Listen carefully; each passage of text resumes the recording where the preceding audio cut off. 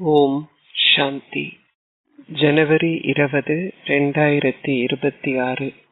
காலை முரளி பாப் தாதா, மதுபன். இனிமையான குழந்தைகளே, எல்லையற்ற தந்தையை நினைவு செய்வது மறைமுகமான ஒன்றாகும்.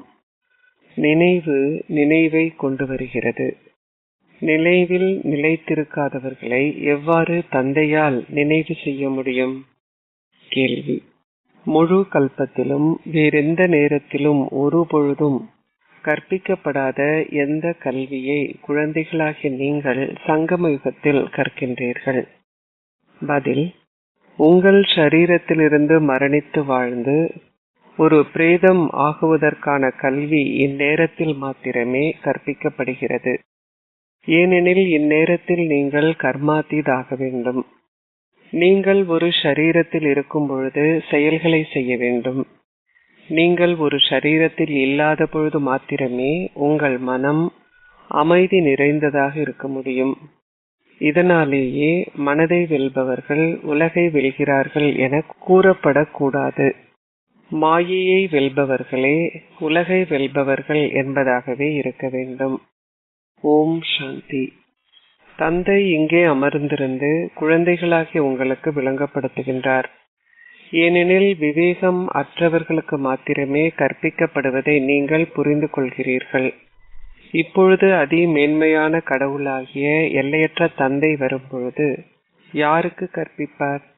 அவர் நிச்சயமாக அதிக அளவு விவேகம் அற்றவர்களுக்கே கற்பிப்பார். விநாச நேரத்தில் அன்பற்ற புத்திகளை கொண்டவர்கள் என்பது பற்றி இதனாலேயே அவர்கள் பேசுகிறார்கள். எவ்வாறு புத்தி அன்பற்றதாகியது? அவர்கள் 8.4 மில்லியன் உயிரினங்களை பற்றி எழுதியுள்ளார்கள். தந்தை 8.4 மில்லியன் பிறவிகளை எடுக்கின்றார் எனவும் அவர்கள் கூறியுள்ளார்கள். பூனைகள் நாய்களில் உயிருள்ளவை அனைத்திலும் பரமாத்மா இருக்கின்றார் என அவர்கள் கூறுகிறார்கள்.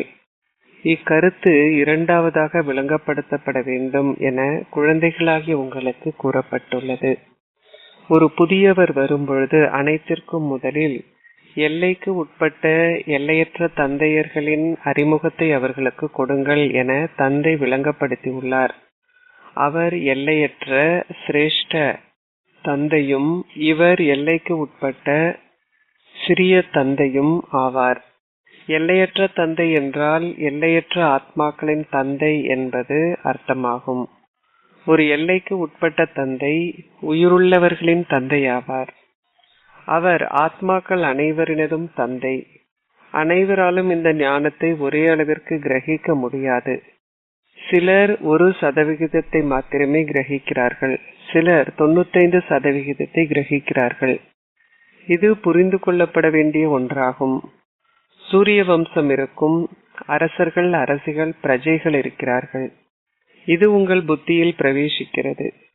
பிரஜைகளின் மத்தியில் சகலவிதமான மனிதர்களும் இருக்கிறார்கள். பிரஜைகள் என்றால் பிரஜைகள். தந்தை விளங்கப்படுத்துகின்றார். இது ஒரு கல்வி. உங்கள் சொந்த புத்திக்கு ஏற்ப நீங்கள் ஒவ்வொருவரும் கற்கின்றீர்கள். நீங்கள் ஒவ்வொருவரும் உங்கள் சொந்த பாகத்தை பெற்றுள்ளீர்கள். நீங்கள் முன்னைய கல்பத்தில் எந்த அளவிற்கு கல்வியை கிரகித்தீர்களோ அதையே இப்பொழுதும் கிரகிப்பீர்கள். கல்வியானது ஒருபொழுதும் மறைக்கப்பட்டிருக்க முடியாது. நீங்கள் எந்த அளவிற்கு கற்கின்றீர்கள் என்பதற்கு ஏற்ப உங்களுடைய அந்தஸ்தை பெறுகின்றீர்கள். தந்தை விளங்கப்படுத்தியுள்ளார். நீங்கள் மேலும் முன்னேறும் பொழுது பரீட்சைகள் இருக்கும்.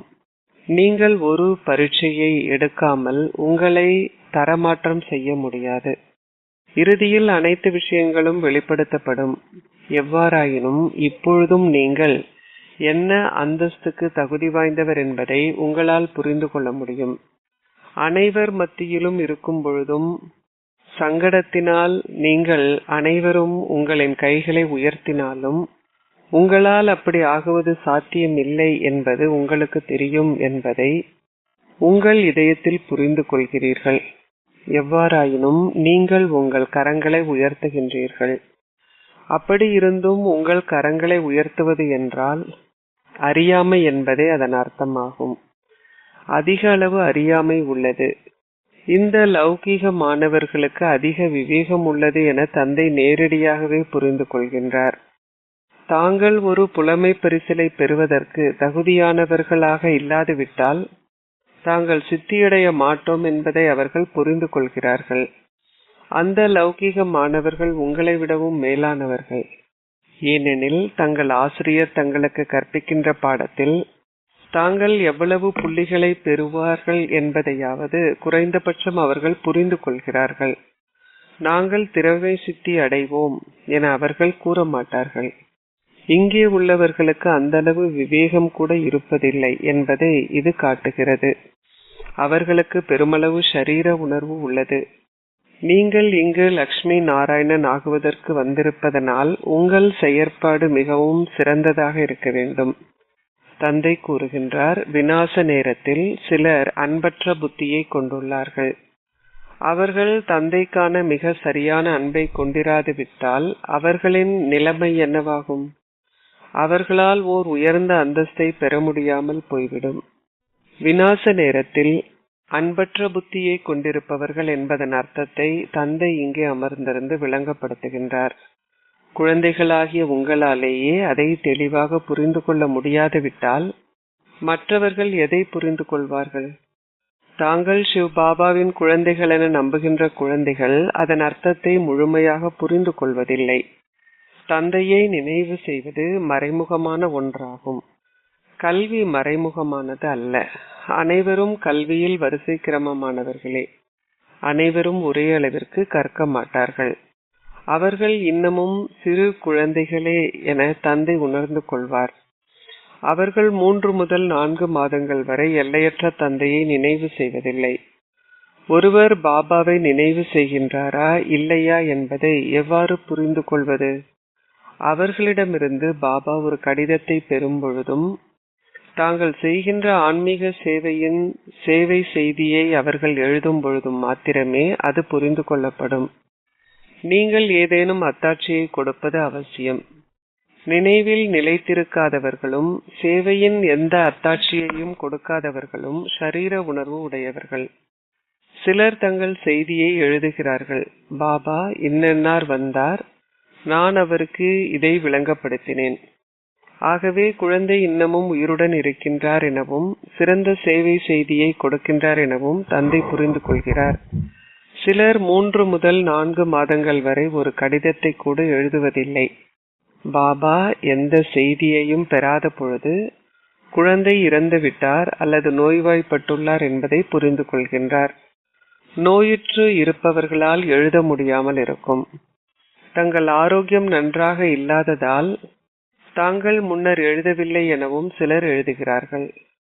சிலர் முற்றிலுமாக எந்த செய்தியையும் கொடுப்பதில்லை. அவர்கள் நோய்வாய்ப்படுவது இல்லை. அவர்கள் ஷரீர உணர்வுடன் இருக்கிறார்கள். அப்பொழுது தந்தை யாரை நினைவு செய்வார்? நினைவு நினைவை கொண்டு வருகிறது. எவ்வாறாயினும் ஷரீர உணர்வு உள்ளது. தந்தை வந்து விளங்கப்படுத்துகின்றார். நான் சர்வ வியாபி என நீங்கள் கூறி 8.4 மில்லியன் உயிரினங்களை விடவும் அதிக எண்ணிக்கையான உயிரினங்களில் என்னை இட்டுள்ளீர்கள். மனிதர்கள் கல்புத்தியை உடையவர்கள் என கூறப்பட்டுள்ளார்கள். கடவுளை குறித்து அவர்கள் கூறுகிறார்கள், கூழாங்கற்கள் கற்கள் அனைத்திலும் அவர் இருக்கின்றார். ஆகவே இது ஓர் எல்லையற்ற அவமதிப்பு இல்லையா? ஆகவே தந்தை கூறுகின்றார், அவர்கள் என்னை அதிக அளவு அவதூறு செய்கிறார்கள். நீங்கள் இப்பொழுது அனைத்தையும் வரிசை கிரமமாக புரிந்து கொள்கிறீர்கள். பக்தி மார்க்கத்தில் அவர்கள் பாடுகிறார்கள், நீங்கள் வரும்பொழுது நான் என்னை உங்களுக்கு அர்ப்பணிப்பேன். நான் உங்களை என்னுடைய வாரிசாக்குவேன். நான் கூழாங்கற்களிலும் கற்களிலும் இருக்கின்றேன் என கூறி நீங்கள் என்னை உங்கள் வாரிசாக்குகின்றீர்கள். நீங்கள் என்னை அதிக அளவு அவதூறு செய்கின்றீர்கள். இதனாலேயே தந்தை கூறுகின்றார், அதர்மம் தலை தூக்கும் பொழுது நான் வருகின்றேன். குழந்தைகளாகிய உங்களுக்கு இப்பொழுது தந்தையை தெரியும். ஆகவே நீங்கள் அவரை அதிக அளவு புகழ்கின்றீர்கள். அவரை புகழ்வதை விடுங்கள். அவருடைய நினைவுக்கான 2 வார்த்தைகளை கூட சிலர் எழுதுவதில்லை. அவர்கள் ஷரீர உணர்வு உடையவர்கள் ஆகின்றார்கள். நீங்கள் தந்தையை கண்டு கொண்டீர்கள் என குழந்தைகளாகிய நீங்கள் புரிந்து கொள்கிறீர்கள். எங்களுடைய தந்தையை எங்களுக்கு கற்பிக்கின்றார். இவையே கடவுளின் வாசகங்கள். நான் உங்களுக்கு ராஜயோகத்தை கற்பிக்கின்றேன். நான் உங்களுக்கு ராஜயோகத்தை கற்பித்து எவ்வாறு உங்களால் உலக ராஜ்யத்தை பெற முடியும் என்பதையும் கற்பிக்கின்றேன். எல்லையற்ற தந்தையே உங்களுக்கு எவ்வாறு உலக ராஜ்யத்தை பெறுவது என கற்பிக்கின்றார் என்னும் போதை உங்களுக்கு இருந்திருந்தால் உங்களுக்கு முடிவற்ற சந்தோஷம் இருந்திருக்கும். அவர்கள் கீதையை கற்றாலும் ஒரு சாதாரண புத்தகத்தை போன்றே அதை கற்கிறார்கள். கீதையை கற்பவர்களுக்கோ அல்லது உரைப்பவர்களுக்கோ இந்த அளவு சந்தோஷம் இருப்பதில்லை. அவர்கள் கீதையை வாசித்து முடிக்கும் பொழுது தங்கள் வியாபாரத்தில் மும்முரமாகி விடுகிறார்கள். எல்லையற்ற தந்தையே உங்களுக்கு கற்பிக்கின்றார் என்பது இப்பொழுது உங்கள் புத்தியில் உள்ளது. கடவுள் தங்களுக்கு கற்பிக்கின்றார் என்பது வேறு எவருடைய புத்தியிலும் பிரவேசிப்பதில்லை.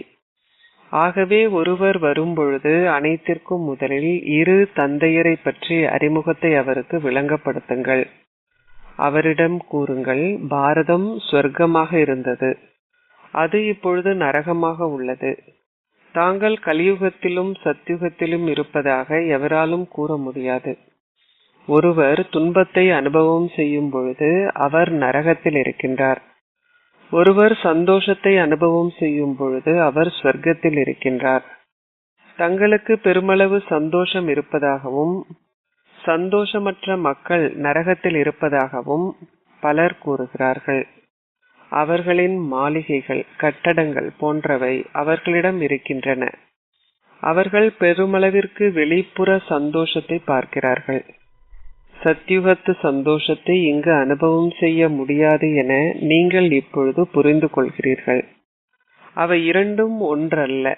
ஆகவே சத்யுகத்தை கலியுகம் எனவும் கலியுகத்தை சத்யுகம் எனவும் அழைக்க முடியும் என்பதல்ல.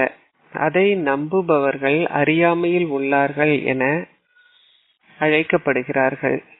ஆகவே அனைத்திற்கும் முதலில் அவர்களுக்கு தந்தையை பற்றிய கோட்பாட்டை கூறுங்கள். தனது சொந்த அறிமுகத்தை கொடுக்கின்றார். வேறு எவருக்கும் அவரை தெரியாது. கடவுள் சர்வ வியாபி என அவர்கள் கூறுகிறார்கள். ஆத்மாவின் ரூபமும் பரமாத்மாவின் ரூபமும் ஒன்றே என நீங்கள் இப்பொழுது படங்களில் காண்பிக்கின்றீர்கள். அவரும் ஓர் ஆத்மாவே, ஆனால் அவர் பரமாத்மா என்று அழைக்கப்படுகின்றார். தந்தை இங்கே அமர்ந்திருந்து தான் எவ்வாறு வருகின்றார் என விளங்கப்படுத்துகின்றார். ஆத்மாக்கள் அனைவரும் அங்கு பரந்தாமத்தில் வசிக்கிறார்கள். வெளியிலுள்ள மக்களால் இந்த விஷயங்களை புரிந்து கொள்ள முடியாது. பாஷையும் மிகவும் இலகுவானது. கீதையில் ஸ்ரீ கிருஷ்ணரின் பெயர் குறிப்பிடப்பட்டுள்ளது. ஆனால் ஸ்ரீ கிருஷ்ணர் கீதையை பேசவில்லை. அவரால் அனைவருக்கும் கூற முடியாது, சதா என்னை மாத்திரம் நினைவு செய்யுங்கள். சரீரதாரிகளை நினைவு செய்வதனால் பாவங்கள் அழிக்கப்பட முடியாது. கூறப்பட்டுள்ளது, கடவுள் ஸ்ரீ கிருஷ்ணர் பேசுகின்றார். சரீர உறவினர்கள் அனைவரையும் துறந்து சதா என்னை மாத்திரம் நினைவு செய்யுங்கள். எவ்வாறாயினும் ஸ்ரீ கிருஷ்ணருக்கு ஷரீர உறவினர்கள் இருக்கிறார்கள். அத்துடன் அவர் ஒரு சிறு குழந்தையே. இது அத்தகையதோர் பெரும் தவறு. ஒரே ஒரு தவற்றின் காரணமாக பெருமளவு வேறுபாடு உள்ளது. கடவுள் சர்வ வியாபியாக இருக்க முடியாது. அனைவருக்கும் சந்தோஷத்தை அருள்பவர் என நீங்கள் கூறுபவர் சீரழிவையும் அடைகின்றாரா? கடவுளால் எப்பொழுதாவது சீரழிவை அடைபவராக ஆக முடியுமா? இந்த விஷயங்கள் அனைத்தும் சிந்திக்கப்பட வேண்டும். இது நேரத்தை வீணாக்குவதற்கான ஒரு விஷயம் அல்ல. தங்களுக்கு நேரமில்லை என மக்கள் கூறுகிறார்கள். வந்து பாடநெறியை கற்குமாறு நீங்கள் அவர்களுக்கு கூறும் பொழுது அவர்கள் தங்களுக்கு நேரமில்லை என கூறுகிறார்கள். அவர்கள் 2 நாட்களுக்கு வருவார்கள், 4 நாட்களுக்கு வரமாட்டார்கள். அவர்கள் கற்காது விட்டால் அவர்களால் எவ்வாறு லக்ஷ்மி நாராயணன் ஆக முடியும்? மாயையின் விசை அதிக அளவிற்கு உள்ளது. தந்தை விளங்கப்படுத்துகின்றார். ஒவ்வொரு வினாடியும் ஒவ்வொரு நிமிடமும் திரும்ப திரும்ப அதே போன்று கடந்து செல்கிறது. அவை தொடர்ந்தும் எண்ணற்ற தடவைகள் திரும்ப திரும்ப நடைபெறும். நீங்கள் இப்பொழுது தந்தை கூறுவதை கேட்கின்றீர்கள். பிறப்பு இறப்பு சக்கரத்தினுள் பாபா வருவதில்லை. பிறப்பு மறுபிறப்பு சக்கரம் முழுவதிலும் வருபவரையும் அதில் வராதவரையும் உங்களால் ஒப்பீடு செய்ய முடியும். ஒரே ஒரு தந்தையே பிறவி எடுப்பதும் இல்லை அல்லது மரணிப்பதும் இல்லை. மற்ற அனைவரும் இச்சக்கரத்தினுள் இருக்கிறார்கள். இதனாலேயே பிரம்மா விஷ்ணு இருவரின் படங்களையும் பிறப்பு இறப்பு எடுப்பதாக நீங்கள் காட்டுகின்றீர்கள். அவர்கள் தொடர்ந்தும் தங்கள் பாகங்களை நடிக்கிறார்கள். பிரம்மா விஷ்ணு ஆகின்றார், விஷ்ணு பிரம்மா ஆகின்றார். இது முடிவடையாது. அனைவரும் வந்து இப்படங்களை பார்த்து புரிந்து கொள்வார்கள். இது இலகுவில் புரிந்து கொள்ளப்பட வேண்டியதொன்று. நீங்கள் பிராமணர்கள், பின்னர் நீங்கள் தேவர்களாகவும் சத்திரியர்களாகவும் வைஷ்யர்களாகவும் சூத்திரர்களாகவும் ஆகுவீர்கள் என்பதும், தந்தை வரும்பொழுது பின்னர் நீங்கள் பிராமணர்கள் ஆகுவீர்கள் என்பதும் உங்கள் புத்தியில் பிரவேசிக்க வேண்டும். இதை நினைவு செய்யுங்கள். நீங்கள் சுயதர்ஷன சக்கரத்தை சுழற்றுபவர்கள் ஆகுவீர்கள். நினைவில் நிலைத்திருக்க இயலாத பலர் உள்ளார்கள். பிராமணர்களாகிய நீங்கள் மாத்திரமே சுயதர்ஷன சக்கரத்தை சுழற்றுபவர்கள் ஆகின்றீர்கள். தேவர்கள் இவ்வாறு ஆகுவதில்லை. நீங்கள் எவ்வாறு சக்கரத்தை சுற்றி செல்கின்றீர்கள் என்னும் இந்த ஞானத்தை இப்பொழுது பெறுவதனால் தேவர்கள் ஆகின்றீர்கள். உண்மையில் சுயதர்ஷன சக்கரத்தை சுழற்றுபவர்கள் என அழைக்கப்பட தகுதியானவர்களான மனிதர்கள் எவரும் இருப்பதில்லை. பாரத மக்களின் சம்பிரதாயங்கள் வேறுபட்டவையாக இருப்பதை போன்றே மரண பூமியாகிய மனித உலகமும் முழுமையாகவே வேறுபட்டது. அனைவருடைய சம்பிரதாயங்களும் வேறுபட்டவை. தேவர்களின் சம்பிரதாயங்களும் வேறுபட்டவை. மரண பூமியின் மக்களின் சம்பிரதாயங்கள் வேறுபட்டவை. பகலுக்கும் இரவுக்கும் இடையிலான வேறுபாடு இருப்பதாலேயே தாங்கள் தூய்மையற்றவர்கள் என அனைவரும் கூறுகிறார்கள். அவர்கள் அழைக்கின்றார்கள், ஓ கடவுளே, தூய்மையற்ற உலகவாசியாகிய எங்களை அனைவரையும் தூய்மையாக்குங்கள். 5000 வருடங்களுக்கு முன்னர் தூய உலகம் இருந்தது என்பதும் அது சத்திய யுகம் என அழைக்கப்பட்டது என்பதும் உங்களின் புத்தியில் உள்ளன. திரேதா யுகத்தை அவ்வாறு அழைப்பதில்லை. முதல் வகுப்பும் பின்னர் 2ஆம் வகுப்பும் உள்ளன என தந்தை விளங்கப்படுத்தியுள்ளார். ஆகவே வருகின்ற எவரும் அதை கேட்பதில் வியப்படையுமாறு நீங்கள் ஒவ்வொரு விஷயத்தையும் மிகவும் நன்றாக விளங்கப்படுத்த வேண்டும். சிலர் பெருமளவிற்கு வியப்படைகிறார்கள். ஆனால் தாங்கள் நிச்சயமாக தூய்மையாக இருக்க வேண்டும் என்பதை அவர்கள் கேட்கும் பொழுது அவர்களுக்கு முயற்சி செய்ய நேரம் இருப்பதில்லை. காம விகாரமே மனிதர்களை தூய்மையற்றவர்கள் ஆக்குகிறது. அதை வெற்றி கொள்வதனால் நீங்கள் உலகை வெல்பவர்கள் ஆகுவீர்கள். தந்தையும் உங்களுக்கு கூறியுள்ளார், காம விகாரத்தை வெற்றி கொள்வதனால் உலகை வெல்பவர்கள் ஆகுங்கள். மனிதர்கள் கூறுகிறார்கள், மனதை வெல்வதனால் உலகை வெல்பவர்கள் ஆகுங்கள். உங்கள் மனதை கட்டுப்படுத்துங்கள். உங்களுக்கு ஒரு சரீரம் இல்லாத பொழுது மாத்திரமே உங்கள் மனதால் அமைதி நிறைந்ததாக இருக்க முடியும். இல்லாது விட்டால் மனதால் ஒரு பொழுதும் அமைதி நிறைந்ததாக இருக்க முடியாது. நீங்கள் செயல்களை செய்வதற்கு ஒரு சரீரத்தை பெறுகின்றீர்கள். ஆகவே எவ்வாறு உங்களால் இங்கு உங்கள் கர்மாதி ஸ்திதியில் நிலைத்திருக்க முடியும்? கர்மாதீத் ஸ்திதியானது ஒரு பிரேதமாக இருப்பதை போன்றது என கூறப்பட்டுள்ளது. மரணித்து வாழ்வதும் உங்கள் சரீரத்திலிருந்து பற்றற்று இருப்பதும் ஆகும். உங்களுக்கு சரீரத்திலிருந்து பற்றற்றவர் ஆகுவதற்கான கல்வியே கற்பிக்கப்படுகிறது. ஓர் ஆத்மா ஒரு சரீரத்திலிருந்து வேறுபட்டவர். ஓர் ஆத்மா பரந்தாமத்து வாசி. ஒரு சரீரத்தில் ஒரு ஆத்மா பிரவேசிக்கும் பொழுதே அவர் ஒரு மனிதர் என அழைக்கப்படுகின்றார். நீங்கள் செயல்களை செய்வதற்கு ஒரு சரீரத்தை பெறுகின்றீர்கள். ஓர் ஆத்மா தனது சரீரத்தை விட்டு நீங்கும் பொழுது செயல்களை செய்வதற்கு மற்றொரு சரீரத்தை பெற வேண்டும். நீங்கள் செயல்களை செய்ய தேவையில்லாத பொழுது மாத்திரமே உங்களால் அமைதி நிறைந்தவராக இருக்க முடியும். அஷரீரி உலகில் செயல்கள் கிடையாது. இங்கேயே உலக சக்கரம் சுழல்கிறது. நீங்கள் தந்தையையும் உலக சக்கரத்தையும் புரிந்து கொள்ள வேண்டும். இது ஞானம் என அழைக்கப்படுகிறது. உங்களுடைய கண்கள் தூய்மையற்றவையாகவும் குற்றம் உடையவையாகவும் இருக்கும் வரை உங்களால் தூய்மையான எதையும் பார்க்க இயலாதிருக்கும். இதனாலேயே உங்கள் ஒவ்வொருவருக்கும் இந்த ஞானம் என்னும் மூன்றாவது கண் தேவை. நீங்கள் உங்களுடைய கர்மாத்தி ஸ்திதியை அடையும் பொழுது மாத்திரமே, அதாவது நீங்கள் தேவர்கள் ஆகும் பொழுது மாத்திரமே உங்கள் கண்கள் மூலம் தேவர்களை பார்ப்பீர்கள். எவ்வாறாயினும் இந்த ஷரீரங்களில் இருக்கும் பொழுது உங்களால் உங்கள் கண்கள் மூலம் ஸ்ரீ கிருஷ்ணரை பார்க்க இயலாது. நீங்கள் ஒரு காட்சியை காண்பதால் மட்டுமே எதையும் அடைய முடியும். நீங்கள் தற்காலிகமான சந்தோஷத்தை மாத்திரமே அனுபவம் செய்வதுடன் அதன் மூலம் உங்கள் விருப்பமும், அதாவது ஸ்ரீ கிருஷ்ணரை பார்ப்பதற்கான விருப்பமும் பூர்த்தி செய்யப்பட்டுள்ளது. நாடகத்தில் காட்சிகள் நிச்சயிக்கப்பட்டுள்ளன. அவற்றின் மூலம் பேறு எதுவும் இல்லை. அச்சா, இனிமையிலும் இனிமையான அன்பிற்குரிய, எப்பொழுதோ காணாமல் சென்று இப்பொழுது கண்டெடுக்கப்பட்டிருக்கும் குழந்தைகளுக்கு உங்கள் தந்தை தாயாக இருக்கும் பாப் தாதாவின் அன்பும் நினைவுகளும் காலை வந்தனங்களும். ஆன்மீக தந்தை ஆன்மீக குழந்தைகளுக்கு நமஸ்தே கூறுகின்றார். ஆன்மீக குழந்தைகள் ஆன்மீக தந்தைக்கு நமஸ்தே கூறுகின்றோம். தாரணைக்குரிய முக்கிய சாரம் 1. நான் ஓர் ஆத்மா, எனது ஷரீரத்திலிருந்து வேறுபட்டவர். உங்கள் ஷரீரத்தில் வாழும் பொழுதே மரணித்து வாழ்கின்ற ஒரு பிரேதமாக இருப்பதை பயிற்சி செய்வதனால் உங்கள் ஸ்திதியை கர்மாதீதம் ஆக்குங்கள். 2. சேவையின் அத்தாட்சியை கொடுங்கள். ஷரீர உணர்வை துறந்து உங்கள் செய்தியை நேர்மையாக கொடுங்கள். திறமை சித்தி அடைவதற்கு முயற்சி செய்யுங்கள். ஆசீர்வாதம்.